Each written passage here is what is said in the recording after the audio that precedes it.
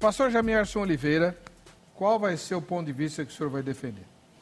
Especificamente, Heber, naturalmente, pelo fato do Alexandre ele ser adventista, eu creio que nós vamos debater muito imortalidade da alma, né? Mas, sendo bem objetivo nesse primeiro momento, respondendo à pergunta do programa, o meu entendimento é que os justos hoje, que estão mortos, estão na presença de Deus. Conscientes, naturalmente conscientes, esse é o ponto que toca a imortalidade da alma, mas o próprio meio protestante evangélico tem algumas opiniões diferentes, né? Alguns pensam e creem que os justos estão com Cristo, mas numa antessala, né, do céu em definitivo. Eu creio que esse local que eles estão de bem-aventurança é o céu em definitivo, é a presença de Deus, na companhia do Senhor Jesus, na companhia dos anjos. Não é uma sala de espera, né? Vamos chamar assim. Essa é a visão geral do meu entendimento, a pergunta especificamente. Muito obrigado. Irmão Alexandre Bernardes, da Igreja Adventista do Sétimo Dia, presidente do Ministério da Verdade para o Tempo do Fim. E o senhor vai defender qual ponto de vista?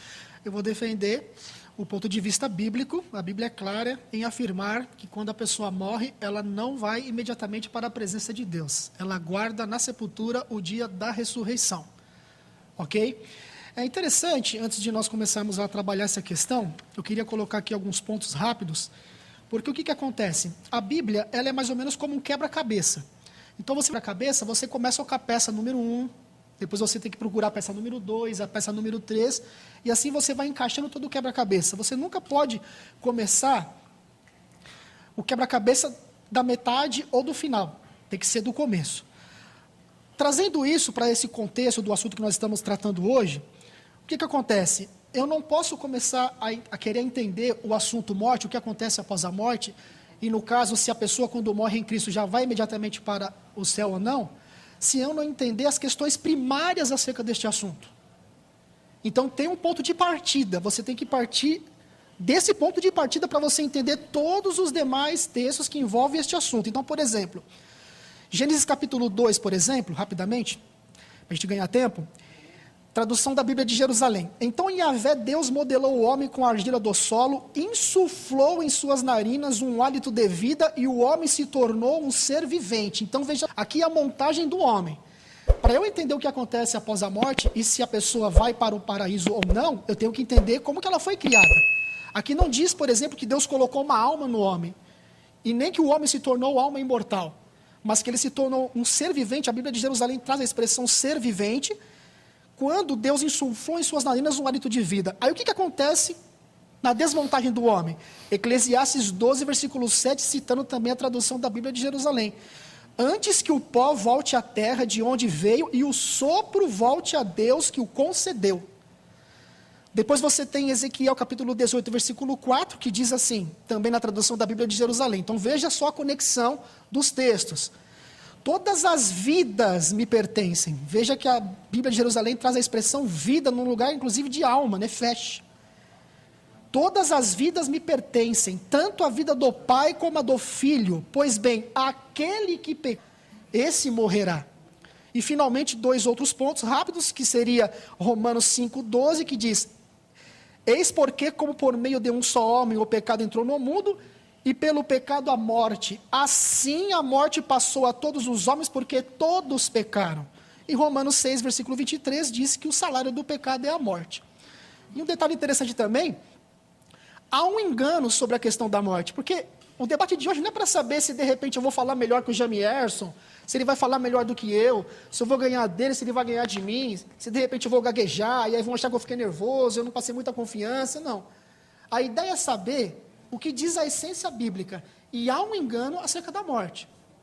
E é por isso que nós devemos entender esse assunto. E este engano surgiu com quem? Com Satanás, porque Deus disse, no dia em que comeres do fruto da árvore do conhecimento do bem e do mal, certamente morrerás. O que Adão e Eva eram? Eram almas. Deus disse aquelas almas, se dirigiu àquelas almas, certamente morrerás.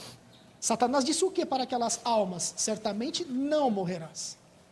Então, a partir deste ponto é que eu tenho que entender todos os demais textos que trabalham essa questão do que acontece após a morte, especificamente em relação àqueles que morreram em Cristo. Muito bem. Jamierson, sua primeira pergunta. Muito bem. Gostei da exposição do Alexandre, mas me permita fazer uma observação. Eu fui bem sucinto, né? Gênesis capítulo 2, versículo de número 16, que você mencionou, o fato é que, de fato, não morreram. A serpente não mentiu. Ou seja, ela mentiu, entre aspas, né? Porque a morte também é uma palavra polissêmica na Bíblia, né? Ele morreu espiritualmente, porque nesse dia, inclusive o pensamento da Igreja Adventista, para resolver esse problema, porque o texto diz, porque no dia que comer morrerás. E sabemos que Adão viveu 900 e tantos anos. 930. Então, a serpente, ela falou meia verdade, na verdade, era verdade, né? Eles morreram, mas espiritualmente, né? Isso que é interessante no texto. Mas, Alexandre, claro que a gente vai discutir imortalidade da alma. Mas a primeira pergunta, e eu queria ser fiel ao tema do programa. Se você não fosse adventista, nós estaríamos aqui talvez nadando de braçada, especificamente nessa questão, onde é que está, seio de Abraão, seio de Abraão fica onde, é uma antessala, ainda é no Hades, né, conforme o pensamento evangélico. Mas, no seu caso, uma vez que você não crê na sobrevivência da alma, né, consciente ou não, mas não crê na sobrevivência dela, a minha pergunta seria uma outra, fiel ao tema. Onde estão, neste momento, Moisés e Elias? Onde estão Moisés Essa é a sua pergunta? É a minha pergunta. 3 Por quê? minutos para o senhor. Posso? Vai, Estou então ainda explica, alguns né? minutos. Por que estou fazendo a pergunta? Porque para a Igreja Adventista, não é o que eu creio, não é o que o cristianismo historicamente ensina, que Moisés ressuscitou, segundo os adventistas, e está em corpo glorificado. Sabemos que Elias não morreu. Aí também concordo. O protestantismo concorda que Elias não morreu. Pergunta é, onde é que eles estão? Muito bem. 3 minutos, irmão Alexandre. Antes de nós respondermos essa pergunta, lendo alguns textos da Bíblia, eu quero usar aqui, por exemplo, a Bíblia Apologética de Estudo, do qual você é um dos que participaram da edição dela. A Bíblia Apologética de Estudo, em Marcos, por exemplo, capítulo 9 ali, fala da transfiguração. Não é? Eu sei mais ou menos por que você fez essa pergunta, porque, no caso, Elias foi arrebatado, Moisés morreu, então somente o espírito de Moisés pôde aparecer ali. Vocês dão uma resposta apologética, na página 971, comentando Marcos capítulo 9, transfiguração, em relação ao espiritismo. Assim, os espíritas apoiam a doutrina da comunicação com os mortos, no fato de Moisés e Elias terem conversado com Jesus no Monte da Transfiguração. Na parte número 5, a Bíblia Apologética de Estudo, que você fez parte da formação dela, diz assim, o diálogo ocorreu entre Jesus, Elias e Moisés, em corpos glorificados. Quando você vai ali, por exemplo, na Bíblia, a palavra-chave de Strong, e você vai na página 2154, na parte B, você vê ali Strong comentando a palavra glória no contexto dos santos ressurretos. Ele joga, inclusive, para textos bíblicos. Eu tenho aqui a Bíblia, que eu posso mostrar aqui rapidamente. Trouxe bastante coisa aqui hoje, não é? Que diz o seguinte. Trouxe uma biblioteca. Exatamente, trouxe uma biblioteca hoje aqui. Diz assim, em relação à aparência exterior, brilho, resplendor, luz ofuscante, ou os santos glorificados. Aí ele dá a referência de Lucas capítulo 9, 31 e 32, 1 de Paulo aos Coríntios 15, 43, Filipenses 3, 21, Colossenses 3, 4, todos textos que, na essência, falam da ressurreição e de corpo glorificado. Então, o que acontece? A Bíblia apresenta Elias sendo arrebatado, todo cristão que lê a Bíblia sabe disso, ele foi arrebatado, ele foi levado ao céu, e Moisés, de acordo com a Bíblia Apologética, que você fez parte da edição dela, concorda com a gente também, porque ali Moisés aparece em corpos glorificados, inclusive no comentário de vocês, e ali Em Romanos, capítulo 5, versículo 14, diz que a morte reinou de Adão até Moisés. Por quê? Porque em Moisés é quebrado o poder da morte. Então, Moisés é o primeiro que ressuscita. Isso não joga por terra a questão de Cristo ser as primícias, porque quando diz primícias ali na carta de Paulo aos Coríntios, ele se dirige a pessoas que não criam mais na ressurreição. Portanto, os coríntios, obviamente, que ao morrerem, ressuscitariam depois que Jesus já tivesse ido para o céu, porque naquele espaço de tempo, Jesus já tinha ido ao céu, e restavam quem? Os coríntios. Antes de Cristo ser as primícias, no sentido de ser o primeiro, ele é o melhor, de acordo com as festas, inclusive das primícias, dos pães asmos, ele era o pão sem fermento, sem pecado. Então, ele é a garantia de todas as ressurreições. Então, de acordo com esses pormenores bíblicos, com a palavra-chave e a própria Bíblia apologética, Moisés estava em corpo glorificado, juntamente com Elias. Seus comentários. Vocês perceberam, né, Alexandre, você não respondeu a pergunta. Eu não vou entrar no mérito das notas da Bíblia apologética, que eu sou o editor dela, e nem no mérito da ressurreição. Mas são os adventistas que afirmam que Moisés ressuscitou. E sabemos que Elias não morreu. Logo, Elias está em algum lugar. Seu corpo também glorificado.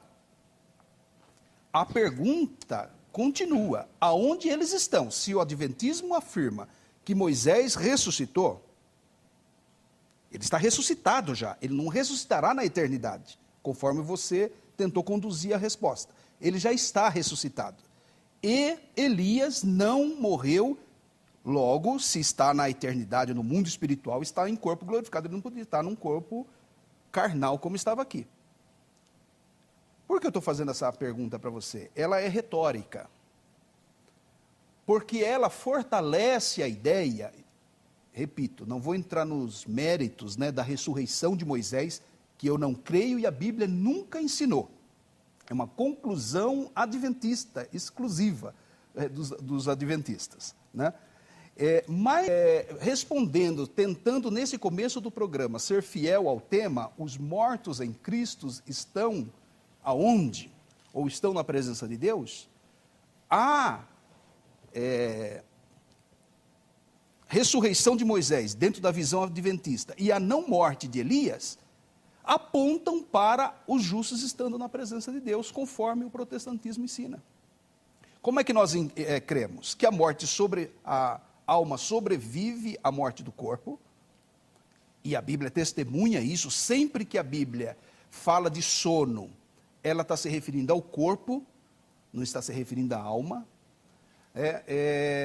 Então, quando a Bíblia responde essa questão, Paulo, ele desejou morrer e estar com Cristo. Jesus garantiu ao ladrão: hoje estarás comigo no paraíso. Foi até o tema do debate anterior que eu tive aqui com o pastor Patrick Tista. Então, independente de como você creia, se Moisés ressuscitou ou não, mas principalmente você como adventista que crê na ressurreição de Moisés, deveria crer que os mortos estão na presença de Deus e não inconscientes. E no caso de Elias, que não morreu, ele tem que estar em algum lugar, ele não pode estar inconsciente. Então, a ideia de que os mortos em Cristo estão na presença de Deus, além de farta documentação bíblica, a gente vai explorando ao longo do programa, você deveria confessá-la. Muito bem, a primeira pergunta foi feita. Agora é a vez do irmão Alexandre Bernardes fazer a primeira pergunta dele. Muito bem, como nós dissemos aqui, é importante nós analisarmos todos os textos dentro dos textos primários. A montagem do homem, Deus criou o homem do pó da terra, soprou o fôlego de vida, o homem passou a ser alma vivente. Na desmontagem, o corpo pó, inclusive quando Adão e Eva pecaram, o que Deus disse? Tu és pó, e ao pó tornarás. O outro detalhe também, Jamierson, antes de fazer a pergunta, foi vedado o direito à participação da árvore da vida. E a salvação é justiça imputada, que é a salvação do poder do pecado, justiça comunicada, que é a salvação do poder do pecado, a nossa adaptação para o céu, e o terceiro momento é a glorificação, ou seja, não existe estado intermediário entre santificação, que é a justiça comunicada, e glorificação. Então, o acesso à árvore da vida, ao fruto da árvore da vida, somente na glorificação. Mas o que acontece? No conceito da imortalidade da alma, que eu sei que você defende esse conceito, é muito usado, por exemplo, a questão do rico e Lázaro, Lucas capítulo 16. Eu queria perguntar se você concorda com esses pormenores aqui acerca disso. O que acontece? Na época de Jesus, o conceito de Hades dos judeus tinha mudado bastante, tá certo? Por exemplo, eles acreditavam que existia ali o seio de Abraão, e ali no seio de Abraão, no contexto de Hades, isso você encontra, por exemplo, no Kidishum, você encontra, por exemplo, aqui no segundo livro de Esdras 4, versículo 41, você encontra no Midrash, você encontra em Ruth, você encontra no livro de Enoque, em Talmud, e vários outros livros, Macabeus e tudo mais. Eles acreditavam que quando a pessoa morria, ela ia para o seio de Abraão, e ali você tinha duas câmaras. Em uma das câmaras ficavam os salvos, em outra câmara ficavam o quê? Os ímpios, ok? Se você era um ímpio, na sua câmara você enxergava o justo na câmara dele, e vice-versa. Muito bem. Interessante quando você pega esse texto e você lê na Bíblia, eu tenho ela aqui, na Bíblia NVI, fala ali Hades. Na Bíblia de Jerusalém diz mansão dos mortos, ou seja, tanto o mendigo quanto o rico foram para o mesmo lugar, mansão dos mortos, Hades, que tem a mesma equivalência de Sheol. Para terminar, o que acontece? Eu faço então agora a pergunta para você. Nos dias de Jesus, os judeus, eles tinham já vindo estudando muito a teologia das nações. E muito da influência egípcia e grega invadiu o pensamento deles acerca de Hades. Um deles sabe qual que era? Talvez você vai saber isso pela primeira vez, telespectador. Era o seguinte: se a pessoa morria salva em Cristo, ela ia para o seio de Abraão. E quando diz ali então, pai Abraão, no caso quando ali o perdido clama, pai Abraão, era como se Abraão estivesse intercedendo por aquela pessoa. Por quê? Porque Osíris e outros deuses egípcios, que também formaram a cultura ali bastante grega, passavam esta ideia. A pergunta é a seguinte: esta ideia, essa mentalidade pagã, uma vez que vocês defendem que rico e Lázaro ali realmente é fato, que Jesus ensinou algo que é fato. Jesus defendeu então essa ideia de Hades, que houve toda essa mutação, essa mudança no conceito judaico daquela época? O irmão entendeu a pergunta? Entendi. Meu irmão. 3 minutos. É o relato de Jesus. O relato de Jesus. Se eu estivesse lendo a história do Lázaro e do rico numa literatura apócrifa, numa literatura dos pais da igreja, apenas numa das confissões históricas da igreja, eu poderia temer a sua dúvida de influência pagã, de conceitos pagãos, e de um erro teológico ensinado, então, por essas pessoas. Mas é o relato do texto bíblico inspirado. Se nós cremos na inerrância bíblica, se nós cremos na inspiração, que é nesse ponto há até concordância entre o protestantismo e os adventistas, quanto à inerrância e fidelidade da palavra de Deus, o relato de Jesus não pode ser negado. Você vai dizer que Jesus, então, estava influenciado por teologias pagãs? Nós precisamos entender que nem tudo que os pagãos falam, né, muitos adventistas e pessoas de outros grupos religiosos, tem esse problema, porque uma religião não cristã, uma cultura não judaica cristã, crê daquele jeito, aquilo está errado. Não pode se pensar assim. O conceito de existência de Deus, o conceito de justiça, de punição, de um juízo, embora com erros, com equívocos, existe nas culturas e existe na palavra de Deus também. Então, respondendo objetivamente a sua pergunta, eu creio literalmente no relato de Jesus, porque Jesus conta como história, Jesus dá nome aos personagens. Essa história de Jesus, esse ensino de Jesus, ou a história, tem o objetivo de ensinar algo, senão Jesus relataria esse mundo dos mortos, esse Sheol do hebraico, ou Hades do grego, como um lugar de silêncio, conforme os adventistas. Jesus não se refere a isso.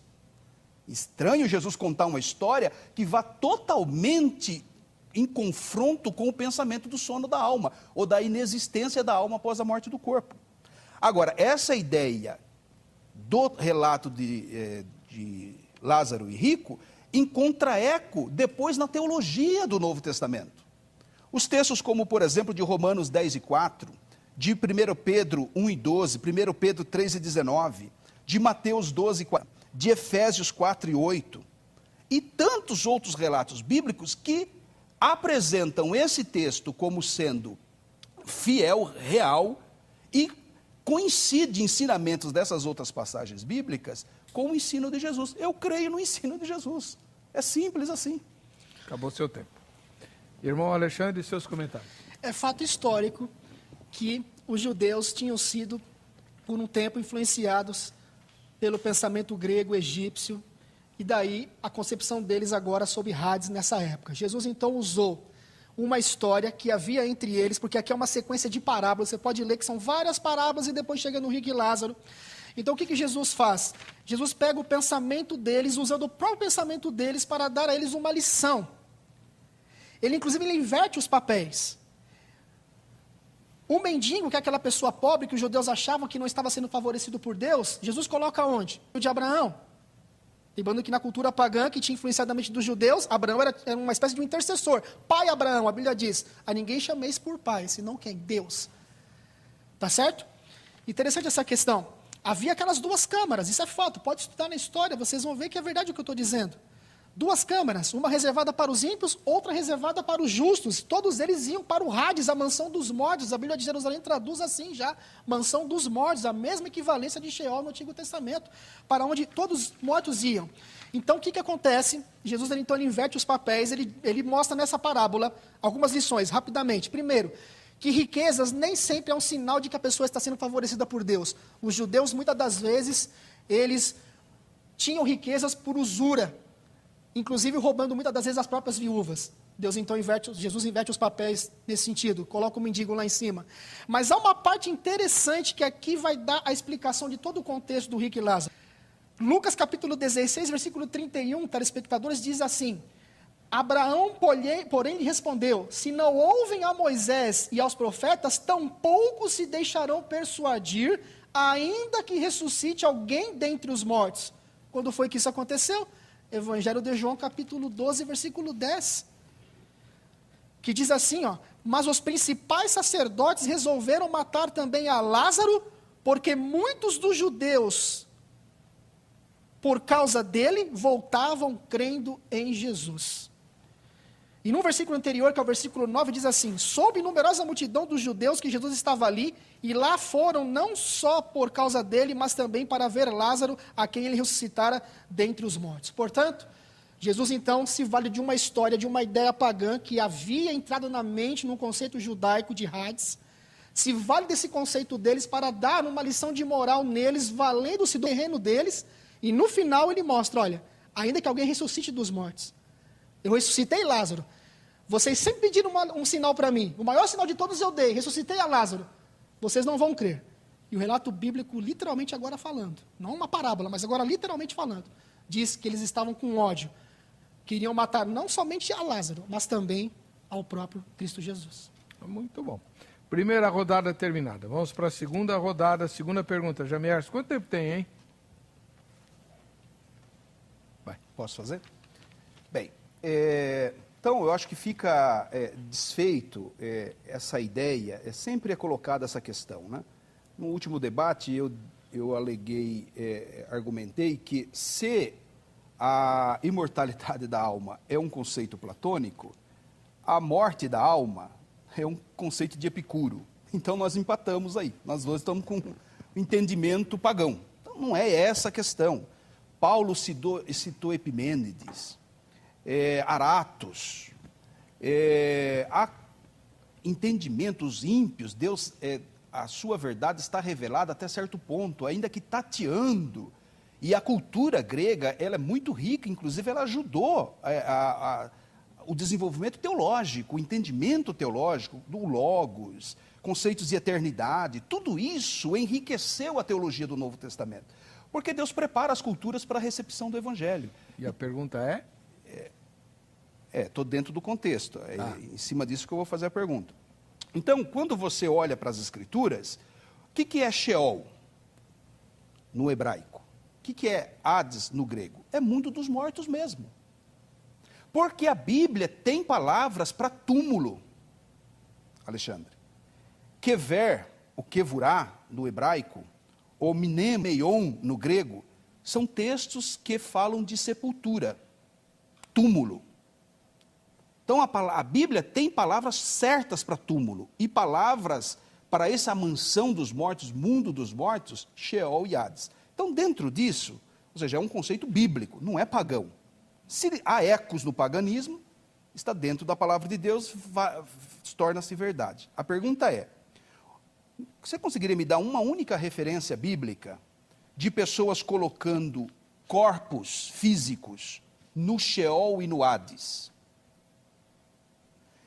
E alma e espírito indo para Kevurá ou Mnemeion? Kevurá e Mnemeion são túmulos. O senhor entendeu a pergunta? Repete mais uma vez. A Bíblia tem palavras específicas para túmulo e para Sheol, que é mansão dos mortos, é uma referência. A regra geral é mundo espiritual, embora possa até ser aplicado também à sepultura, porque é uma palavra polissêmica, né?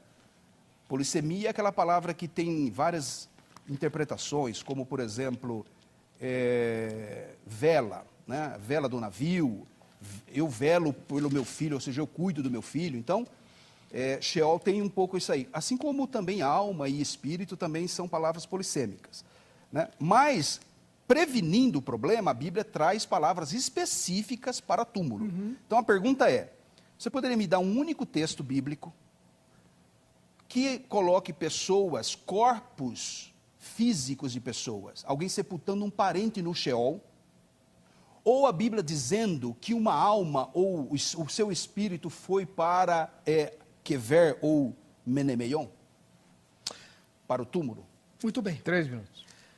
Quando nós lemos a Bíblia e nós analisamos as palavras Hades e Sheol, nós vamos ver que tem a valência de sepultura.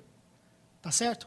É a mesma equivalência. E nós podemos ler vários textos acerca dessa questão. Mas para ser mais sucinto, para ficar mais claro na mente das pessoas que estão assistindo hoje o programa, por exemplo, Abraão expirou, Gênesis capítulo 28, versículo 8. Gênesis 28 diz assim, ó. Vamos abrir aqui novamente.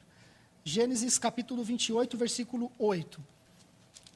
Que diz assim. Gênesis 28, versículo 8. Eu devo ter anotado errado aqui a passagem, perdão. Lembra o fato? Pode falar de memória o fato. Que diz assim que ele morreu e foi se encontrar com seus pais, sepultado com seus pais. Gênesis 49, versículo 23. Gênesis 49, versículo 23. Diz o seguinte. Gênesis 49, versículo 23. Que diz assim: os flecheiros lhe dão amargura, atiram contra ele e o aborrecem. O seu arco, porém, permanece firme e os seus braços são feitos ativos pelas mãos dos poderosos de Jacó. Sim, pelo pastor e pela pedra de Israel. Eu não sei o que aconteceu aqui, eu acho que eu anotei os textos errados. Me desculpe. Mas se o irmão lembrar eu dos anotei fatos, errado, me perdoe. Pode falar. Me perdoe, telespectadores, eu anotei o texto errado. É que não tem o texto. Eu anotei, não, existe os textos. Não, ele quer mencionar... Existem os textos. Eu anotei, infelizmente eu errei aqui, anotei errado. Nesses textos que o senhor tentava usar, o que estava escrito? Os textos dizem que todas essas pessoas, Abraão, Jacó, eles morreram e foram se encontrar com seus pais aonde? Na sepultura. Eles expiraram, veja, eles renderam o espírito. E espírito tem a ver também, não apenas com fôlego de vida, mas também com mente. Ok? Com mente. Isso envolve a questão do caráter. Quando a pessoa morre, a mente, isso volta para Deus, isso volta para a mente de Deus. Quando a pessoa ressuscita, ela ressuscita com as mesmas disposições que ela levou consigo para a sepultura. Portanto, todos eles foram encerrados na sepultura. Quando a gente estuda a questão Hades e Sheol, tem a mesma equivalência de sepultura. Muitas das vezes tem a ver com morte, situações de morte, situações de afastamento de Deus, inclusive, porque a pessoa morreu. E aí ela aguarda, então, a ressurreição. Então, todos esses expiraram, morreram e foram ter com seus pais. Foram o quê? Sepultados. E agora, então, eles aguardam a ressurreição. Esse texto, por exemplo, que a gente leu de Lucas, capítulo 16, quando fala de mansão dos mortos, Hades, porque a ideia judaica era essa, que todos iam para o mesmo local, porém, na época de Jesus, isso tinha sido mudado pela influência grega, e foi o que a gente colocou. Tá. Seus comentários, irmão Jamierson. Bem, o telespectador está vendo. Não tem texto bíblico, irmão. Não tem. A Bíblia... quando você citou a ideia do quebra-cabeça, Alexandre, e ela é excelente. Realmente, a Bíblia, ela precisa de uma organização. A teologia sistemática, inclusive, é a área do saber teológico que tenta organizar as coisas. Mas, usando a mesma metáfora sua do quebra-cabeça, tira uma peça ou coloca uma peça errada no quebra-cabeça que você não acerta mais nenhuma outra peça. Então, ao mexer na palavra Sheol e Hades, dando a ela exclusivamente sentido de sepultura, de túmulo, lugar físico onde que a gente vai lá e coloca um parente, você cria todo esse problema. Eu respondo a questão. A Bíblia traz especificamente pessoas colocando, sepultando parentes, não no Sheol, meu amigo. Êxodos capítulo 14, verso 11. E passaram a dizer a Moisés, é porque não há nenhuma quevurá, sepultura no Egito? Por que eles não citaram Sheol? Se Sheol é túmulo. Que nos trouxesse para cá, ou seja, eles estão reclamando de Moisés nas margens do Mar Vermelho. Não tem túmulo, Moisés, lá no Egito? Para você nos matar aqui, a gente ser comido vivo pelos urubus, pelos animais, pelos cães, sem sepultamento, porque dentro da cultura judaica o corpo precisa ser sepultado? Isaías 14, 19. Mas, no que se refere a ti, foste lançado fora sem túmulo, sem sepultura. Quevurá. Gênesis 35 e 20. Jacó erigiu um Sheol para Raquel? Não, senhor, meu amigo. Ele é uma quevurá, um túmulo. Porque a Bíblia tem palavra certa para túmulo. E aí eu não vou nem discorrer tantos outros textos. Vou citar só o caso de Jesus. Vou evitar até a leitura, para não ganhar muito tempo, vou dar a referência, você anota e lê em casa. A morte de Jesus, quando Jesus morre fisicamente, é o mesmo processo que nós vivemos. Ele morreu fisicamente, seu corpo foi para o Menemeion, foi para o túmulo emprestado de José de Arimateia. Está lá em João capítulo 19. E a sua alma? A alma foi para o Hades, que é o correspondente a Sheol no Novo Testamento. Está lá em Atos capítulo 2, verso 27, e o Salmo 16, que é uma referência ao Salmo 16 e 10. Sheol, Antigo Testamento, no caso. Sheol no Antigo Testamento, né? Então no Salmo está Sheol e em Atos está Hades. É o discurso de Pedro em Atos 2 e 27, ele faz uma referência ao Salmo 16 e 10, falando, não deixarás a minha alma no Sheol. Amém. Ok, nós vamos para o intervalo. Na volta, o irmão Alexandre Bernardes fará a sua segunda inquirição ao Jamierson. E agora é hora do irmão Alexandre fazer a segunda pergunta dele ao irmão Jamierson. Me permita, reverendo Weber, e mais uma vez eu quero pedir desculpa aos telespectadores, porque eu anotei errado o texto na contracapa da minha Bíblia. Eu achei os textos aqui, tá? Só para não ficar chato para os telespectadores, para Gênesis 49, 33, que diz assim: tendo Jacó acabado de dar determinações a seus filhos, recolheu os pés na cama e expirou. E foi reunido ao seu povo. Sepultura, Sheol, mesma coisa. Depois, Gênesis 25, versículo 8. Expirou Abraão, morreu em ditosa velhice, avançado em anos e foi reunido ao seu povo. Mas a palavra Sheol aparece nesses textos? Nenhum deles. Porque quando a gente coloca no contexto de Sheol e Hades, a gente não teria tempo agora para dissecar o assunto. Reunido ao seu povo, você está interpretando o texto, né? Aqui é sepultura, mas quando você examina as palavras Sheol e Hades, vai ter a mesma equivalência. Perdoe-me, o que eu entendo é o seguinte: reunido ao seu povo é uma ideia que o irmão interpreta como sendo o lugar dos mortos. Sepultura. Não necessariamente. Hades... Ele vai dizer coisa. Porque é uma interpretação. Eu perguntei a palavra kever ou a palavra kever. A palavra Sheol. Sheol e a palavra kever, né? Ou kevurá, do hebraico, que corresponde a túmulo. Então, no texto não aparece nem a expressão Kevurá nem Sheol. A ideia de ele se reunir a quem já tinha morrido aparece. Para entender isso, tem que fazer aquela conexão com Lucas 16, porque a própria Bíblia de Jerusalém, quando traduz Hades, traz já mansão dos mortos, Perfeito. sepultura. Então tem que fazer a conexão para entender. Tá bom. Posso usá-las a meu favor também. Dá na mesma, é isso que eu estou falando aqui. Os dois grupos podem usar a mesma ideia. Sua segunda pergunta, irmão. Minha segunda pergunta é a seguinte. Querido amigo Jamierson, um dos textos, assim como a gente já examinou a questão do rico e Lázaro, que são usados bastante pelos adeptos do conceito da consciência após a morte, aqueles que acreditam na imortalidade, é o texto de Apocalipse capítulo 9, capítulo 6, melhor dizendo, versículos 9 a 11. Vamos ler? Apocalipse capítulo 6, de 9 a 11, que nos diz o seguinte. As almas estão debaixo do altar. Exatamente, aquelas almas debaixo do altar ali. Olha só que interessante o que diz ali a questão. Já peguei aqui, eu já achei aqui. Apocalipse capítulo 6, do 9 a 11. Quando ele abriu o quinto selo, vi debaixo do altar as almas daqueles que tinham sido mortos. Veja, tinham sido mortos. Por causa da palavra de Deus e por causa do testemunho que sustentavam. Clamaram em grande voz, dizendo: até quando, ó soberano Senhor, santo e verdadeiro, não julgas nem vingas o nosso sangue dos que habitam sobre a terra? Então a cada um deles, verso 11, foi dada uma vestidura branca, e lhes disseram que repousassem ainda por pouco tempo, até que também se completasse o número dos seus conservos e seus irmãos que mortos, como igualmente eles foram. Essa questão aqui, dessas almas debaixo do altar. Quase então já indo para a pergunta, eu vi que num debate anterior, você disse que quando a pessoa morre, ela vai para a bem-aventurança. Em Mateus capítulo 5, Jesus cita ali as bem-aventuranças. Ok? Você tem convicção plena de que essas almas realmente estão ali na bem-aventurança, na presença de Deus, usando este texto para defender essa questão? O texto qual? De Apocalipse? Apocalipse capítulo 6, de 9 a 11. Então, como o irmão concilia a sua convicção de que as almas dos mortos em Cristo estão na bem-aventurança com um texto desses de Apocalipse Exatamente. 6? Essa é a pergunta? Deu para entender? Deu para entender? Não, eu não entendi. Vou repetir.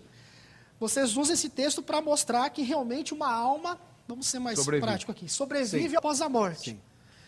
E você diz que quando a alma sai do corpo após a morte, o corpo fica, a alma vai, ela vai para a bem-aventurança, vai para a presença de Deus. Certo. Você tem convicção de que esse texto realmente deve ser usado para defender essa ideia da imortalidade da alma? Você tem segurança disso? Eu tenho. De que é uma alma realmente fora do Entendeu a pergunta? Entendi. Então, 3 Agora, minutos. Captei, né? Eu tenho, Alexandre, porque assim, é claro que a gente não entende tudo o que está acontecendo no mundo espiritual.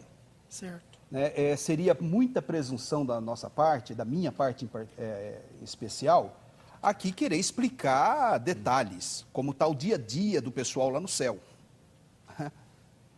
Óbvio. Também acho que o texto de Apocalipse também tem diferentes dificuldades, apresenta diferentes dificuldades. Há também uma linguagem simbólica, uma linguagem figurada em todo o livro do Apocalipse. Mas o que me chama a atenção, e realmente acho que é legítimo usar esse texto para provar a sobrevivência da alma, ou a alma como entidade incorpórea que sobrevive à morte do corpo, porque o texto ele deixa clara essa mensagem. Então a palavra de Deus, quando há um texto bíblico falando alguma coisa, é claro que ele não tenta resolver todo o problema relacionado àquele assunto, mas ele aponta numa direção, está falando que essas entidades espirituais estão diante de Deus. E aí você vai encontrando eco em outras coisas. Por exemplo, Lucas 20, 38, Deus não é Deus dos mortos, mas dos vivos. Se como o adventismo não crê no sono da alma, você talvez pudesse até explicar isso. O adventismo crê, como Oscar Cullmann, né, que entendia, e vocês citam Oscar Cullmann, a citação indevida, porque Oscar Cullmann, que é um grande teólogo reformado, ele cria no sono da alma. A alma não inexiste, ela não entra numa inexistência, ela não é aniquilada com a morte do corpo. ela entra num estado de dormência, ou seja, os salvos estão no mundo espiritual, segundo Oscar Cullmann, mas eles não estão conscientes. O espírito dos justos está adormecido. Para o adventismo, evapora. A alma é a respiração. Vocês usam textos que relacionam, que compara animais, o cão com o homem, o cão vivo com o homem morto. Que vantagem tem o homem sobre o animal? Como se não houvesse nenhuma relação entre eles. Jesus prometendo ao ladrão, em verdade te digo, hoje estarás comigo no paraíso. Quando Estevão estava sendo apedrejado, Atos 7,59, ele recebe essa graça de ver a eternidade, Jesus em pé ao lado do Pai. E ele se entrega naquele suplício que ele estava sofrendo, Senhor, recebe o meu espírito. E Paulo, 2 Coríntios 5:8, capítulo 12, versículo 2, Efésios, Filipenses 1:22, estão lá, acabou. Agora, em que situação, em detalhes do dia a dia deles, eu não posso te responder, mas esse texto ajuda a provar que estão. Muito bem. Seus comentários. Vamos para a Bíblia. Eu sei que você também é da linha Sola Escritura, vamos para a Bíblia. Olha só, eu quero ler um texto aqui, que está num texto da CNBB, Conferência Nacional dos Bispos do Brasil. Tá? Uma Bíblia que traz uma versão Neo-Vulgata. Olha o que diz essa versão, Apocalipse capítulo 6, versículo 9 em diante. Quando abriu o quinto selo, vi debaixo do altar aqueles que tinham sido imolados, pessoas, seres humanos, aqueles que tinham sido imolados por causa da palavra de Deus e do testemunho que tinham dado. 10, gritaram com voz forte, Senhor santo e verdadeiro, até quando tardarás em fazer justiça, vingando o nosso sangue contra os habitantes da terra? E o versículo 11, então a cada um deles recebeu uma veste branca, e foi-lhes dito que esperasse mais um pouco, até se completar o número dos seus companheiros e irmãos que iriam ser mortos como eles. Olha só, pessoas, seres humanos. Por quê? Porque a Bíblia, quando a gente analisa os conceitos de alma, nefesh, psique no grego, o que significa? Criatura, vida, vidas, desejos. O dicionário hebraico, o Gesenius, diz assim, define nefesh como sendo fôlego, o espírito vital, ânima do latim, mediante o qual vive o corpo, a saber, o princípio da vida, manifestado no fôlego, tem a ver também com a pessoa em si, com o caráter dela, a mente dela, direi a minha alma, come, bebe, regala-te, louco, hoje mesmo te pedirão a tua alma, não é? Então, temos que entender a partir dessa perspectiva. Por quê? Porque senão, tudo que a gente está discutindo aqui agora vai sair do texto primário. Deus criou o homem do pó da terra, soprou o fôlego de vida e o homem se tornou alma vivente. Quando ele morreu, o que aconteceu? Ali até na versão de Jerusalém, o corpo voltou para o pó, o sopro voltou para Deus. Aonde está a alma? Acabou, porque a pessoa é a alma. Eu quero terminar dizendo o seguinte, esse texto aqui é o seguinte, não, é modo de se dizer. Esse texto é o seguinte, tem a ver ali com os séculos, que compreende de 1517 a 1755, na época da intolerância papal, quando as pessoas foram mártires por causa do evangelho. Um deles, John Hus, quando ele estava prestes a ser queimado, as pessoas chegaram próximo a ele e começaram a zombar dele, encomendando a alma dele aos demônios. E ele respondeu, dizendo o seguinte, mas eu entrego a minha alma por ti, redimida em tuas mãos, a Jesus Cristo. E com uma alma jubilosa, ele continuou cantando em meio ao fogo até receber a coroa do martírio. Quem são essas pessoas que estavam clamando por justiça? Essas pessoas que deram as suas vidas no martírio na época da intolerância papal, na época da Inquisição. Vem depois ali naquele mesmo contexto do cavalo amarelo de Apocalipse capítulo 6, anterior a esses textos que nós acabamos de ler agora. Então, quando fala de almas ali, o que está dizendo? Vidas. As vidas daquelas pessoas, como também o sangue de Abel clamou por vingança a Deus, quando Deus perguntou a Caim acerca do que aconteceu com Abel, e como também o sangue de Cristo, que fala melhor do que o sangue de Abel. Sangue fala? Obviamente que não. Aqui são as pessoas clamando o sangue delas. Ok. Vamos lá. Terceira pergunta, irmão Jamierson, acho que vai ser a última. A última? Pode então ser que dê tempo de mais uma, mas não sei. Tem que ser uma criptonita. Você adora isso. Né? Empréstimo do Gran Conato. Bem, é difícil, viu? Se a gente não entende conceitos básicos, a polissemia da palavra sangue citada por você, claro que nesse sentido não é sangue o líquido, né? É sangue a pessoa. Mas tudo bem. Dentro disso, então eu queria fazer uma pergunta, meu irmão. Sola Escritura. Onde nas Escrituras, por isso que eu não costumo muito ficar citando pais da igreja, teólogos da reforma, porque eles podem errar como eu. Certo. Então é melhor ir para a Bíblia, né? Onde nas Escrituras, na linha da pergunta anterior que você não me respondeu, onde podemos encontrar o ensino bíblico de ressurreição do pneuma, do espírito, do nefesh, a alma? Porque se a alma extingue, ela é aniquilada com a morte do corpo e ela não passa respiração como o cachorro tem. Aonde a Bíblia fala de almas sendo recriadas? Ou é recriação, ou é uma ressurreição. Tem que ser uma recriação, porque elas desapareceram. Não dá nem para aplicar o conceito de ressurreição. Ou um único versículo que mostre alma e pneuma dormindo. Nefesh, alma em hebraico, pneuma, espírito no grego. Né? Ou psique, alma no grego, alma no grego, e ruá, ruá, no hebraico. No hebraico ruach, e pneuma no grego. Então, textos bíblicos que traga... você entendeu a pergunta? Não sei se eu estou conseguindo formular corretamente. Estou entendendo. Onde nas Escrituras você pode me mostrar esse ensino da recriação ou ressurreição de alma? Porque elas vão ter que voltar. Ou elas dormindo hoje. O senhor compreendeu, né? Compreendi. Então vamos lá. 3 minutos. Jamir, o que nós temos que entender é o seguinte, é o conceito de alma e espírito. Repetindo. Alma, no Antigo Testamento, criatura, vida, vidas, desejos. Dicionário hebraico Gênesis, de novo. Define nefesh como sendo fôlego, o espírito vital, ânima, do latim, mediante o qual vive o corpo, a saber, o princípio de vida manifestado no fôlego. Psique, no Novo Testamento, falando sobre alma. Aparece a palavra alma 50 vezes, no conceito também de vida, de mente. Agora a gente vai começar a entender o contexto. No Antigo Testamento, espírito, ruá, aparece como sopro, vento, respiração, espírito, mente, força, vida, fôlego, espírito de Deus, sede das emoções.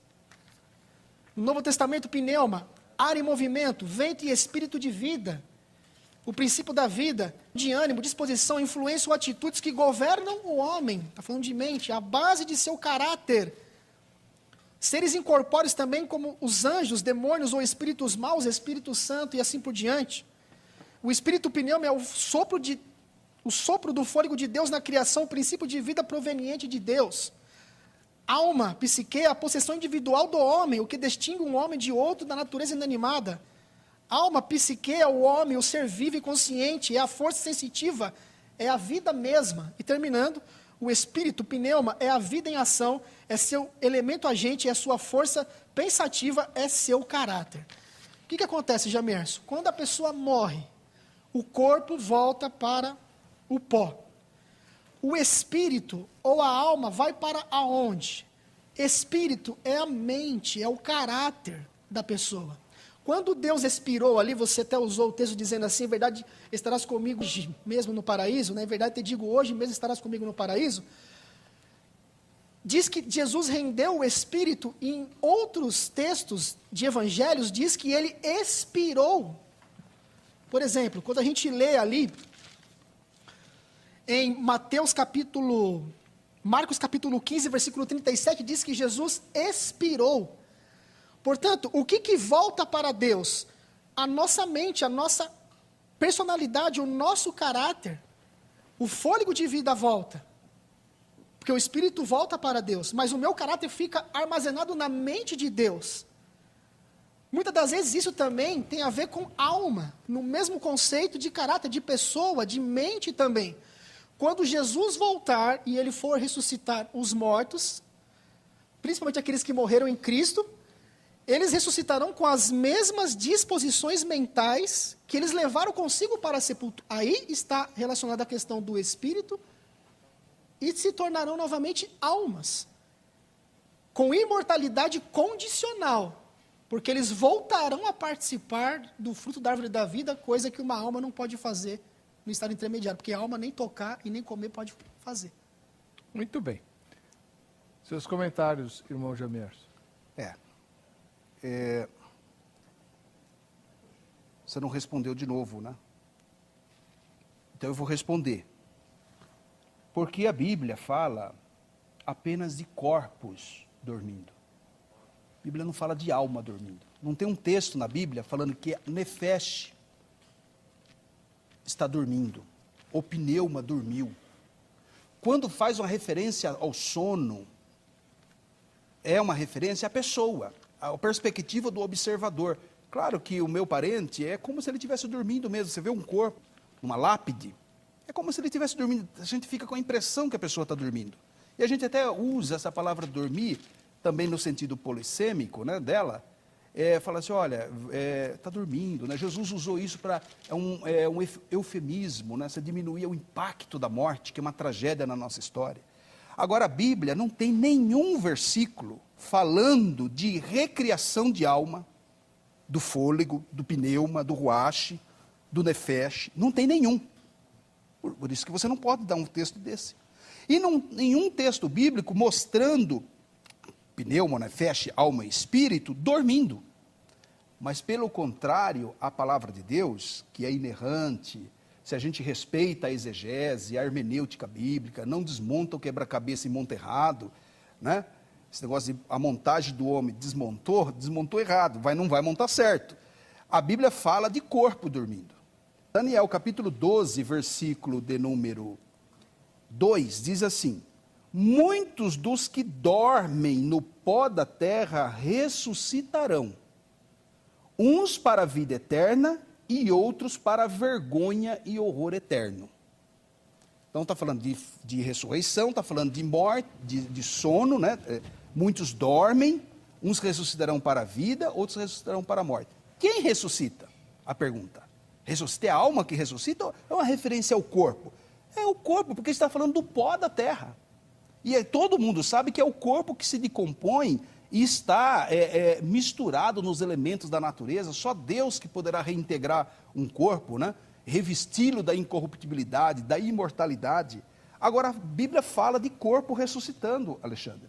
Mateus capítulo 27, versículo de número 52, por ocasião da morte de Jesus, aquele relato de pessoas que ressuscitaram com o impacto da cruz. O que diz o versículo de número 51? Mateus 27, 51. Eis que o véu do templo se rasgou em duas partes. Tremeu a terra, fenderam-se as rochas. Olha aí, abriram-se os sepulcros e muitos corpos dos santos que dormiam ressuscitaram. Então quem dorme é o corpo, quem ressuscita é o corpo. Essa é a expressão bíblica. Alma, espírito está na presença do Senhor. Muito bem.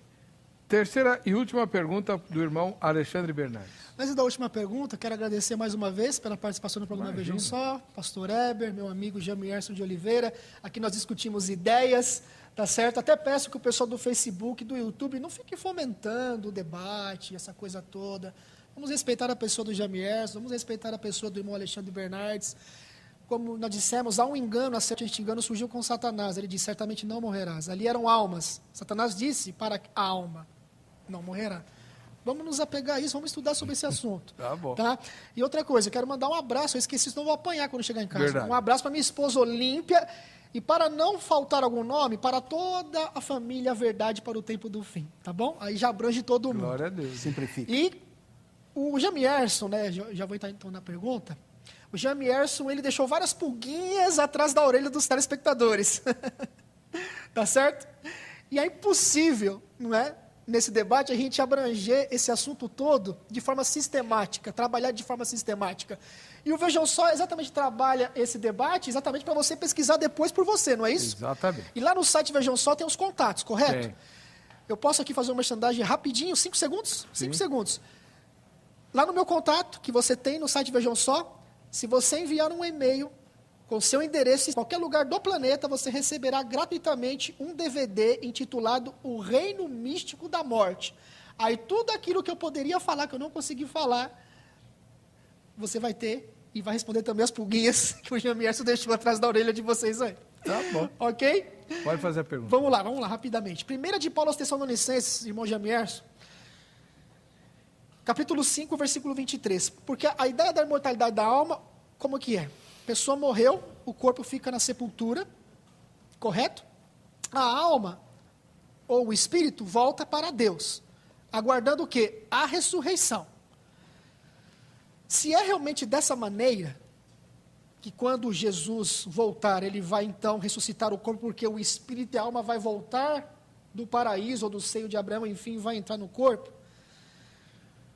Como que a gente consegue então entender esse texto aqui? 1 de Paulo aos Tessalonicenses, capítulo 5, versículo 23. O Deus da paz vos santifique em tudo, o vosso espírito, alma e corpo sejam conservados íntegros e irrepreensíveis na vinda de nosso Senhor Jesus Cristo. Ou seja, a alma e o espírito já foi para a presença do Pai, já está na bem-aventurança. Como assim conservar então também a alma e o espírito? Ok. Vamos lá que o nosso Para a tempo vinda de está Cristo. estourado. É rápido, isso também, Certo. de certa forma, é bastante simples, porque a gente sabe que o homem não é só alma ou espírito, não é só essa entidade imaterial. Deus fez o homem com corpo também. O corpo humano é obra de Deus, obra das mãos do Criador. Nenhum outro ser foi criado pelas mãos do Criador como nós fomos. Então, a redenção humana tem que incluir tudo. O texto de Tessalonicenses não está negando a sobrevivência da alma, em nenhum momento. Pelo contrário, ele pode ser usado em favor da sobrevivência, da imortalidade da alma. Mas quando fala da ressurreição, é claro, irmãos, que o nosso estado final de glória, a glória final, em definitivo, é quando tivermos um corpo como o do Senhor Jesus, semelhante a Ele. É essa a nossa expressão, é esse o nosso desejo. Então, claro que mesmo os justos que estão lá na presença do Senhor, e você citou Apocalipse 6 e 9, foi dito a eles, olha, acalmem, descansem. Eles estavam realmente preocupados com alguma coisa, e a gente entende isso até como expressão de personalidade, de alma. A alma realmente, ela tem todas essas expressões, ela que vivifica o corpo. Foi dito a eles descansarem, né? Aguardem, porque a ressurreição virá. A nossa esperança é a ressurreição. Quando estaremos aí, em definitivo, para sempre com o Senhor, o nosso corpo que foi corrompido, mas é obra do Criador, foi maculado pelo pecado, o diabo disse, a serpente para Eva, olha, certamente não morrerás, mas nós morreremos, sim, morremos um dia. Talvez eu morra, talvez você que está em casa morre. Mas, o que é a minha esperança? A minha esperança é que, no final de todas as coisas, quando eu vier com o Senhor em glória, se eu tiver partido dessa, né, para uma melhor, eu terei o meu corpo ressuscitado, e aí, a partir desse momento, será um estado de glória permanente e muito superior ao presente. É isso que a palavra de Deus nos ensina, né? É o que Paulo, por exemplo, se expressa em Efésios 1 e 23. De ambos os lados estou em aperto, tendo desejo de partir, e está onde? Dormindo. Está com Cristo. Porque ele tinha consciência plena, embora esse assunto não era muito claro no Antigo Testamento, isso é verdade, as doutrinas se desenvolveram, se esclareceram no Novo Testamento, ponto. Nem a Trindade é muito clara no Antigo, é no Novo que a luz da revelação, o Evangelho, Jesus é essa revelação plena de Deus, né? Então, não vejo problema nenhum, nesse estado final, nós seremos então integralmente, Jamierson integral, alma, espírito e corpo do Jamierson hoje, esse corpo que você acha feio, mas vai ser lindo na presença do Senhor Jesus. Irmão Alexandre, seus comentários, e a gente já estourou o tempo do programa. Vamos lá rapidamente então. Voando. Olha que interessante.